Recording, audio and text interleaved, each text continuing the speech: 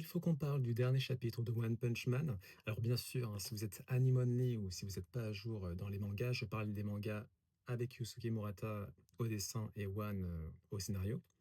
Bien évidemment, swipez, hein, je vous encourage fortement à swiper.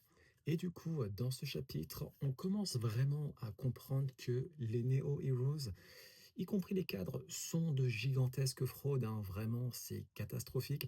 On s'en doutait déjà un peu quand on a vu l'affrontement, l'espèce de tentative d'ego de Raiden, hein, qui est un Yokozuna, qui est impressionnant en soi, face à Darkshine, hein, qui voulait faire une sorte de test de force. Darkshine, ça fait un petit moment qu'il est en gigantesque crise de confiance. Du coup, voilà, il est un peu, complexe d'infériorité constant.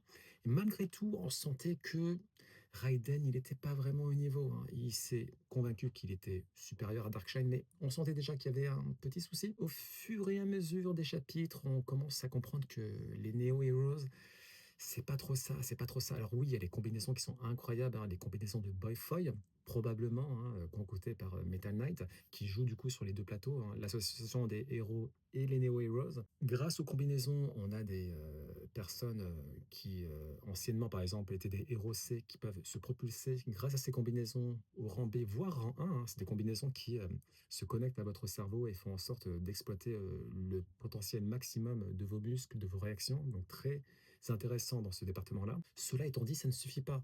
On commence à comprendre que l'expérience, des héros, leur résilience, des, personnes, traditionnelles, héroïques, qui travaillent dans l'association des héros, eh bien, ça fait la différence. Là, on est en train de voir que des cadres, donc normalement, c'est censé être des personnes assez haut placées, comme, Zaidat, qui est une sorte d'actionnaire hyper riche et Infelsinave, qui est, le dirigeant d'une secte très, très célèbre, se sont fait défoncer. Ils sont peut-être morts, on ne sait pas trop. Et du coup, on se dit: «Ah OK, là, il y a un gros problème».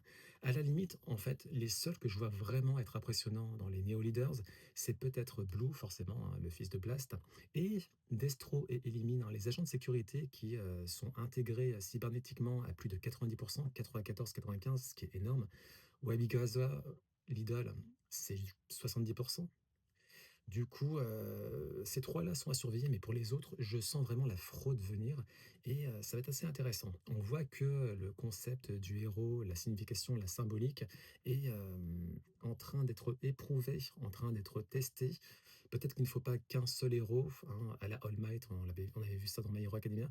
Peut-être qu'il va falloir une pluralité de héros, la technologie, le leadership, les compétences, technologiques, scientifiques, la résilience, la volonté et hâte de voir la suite.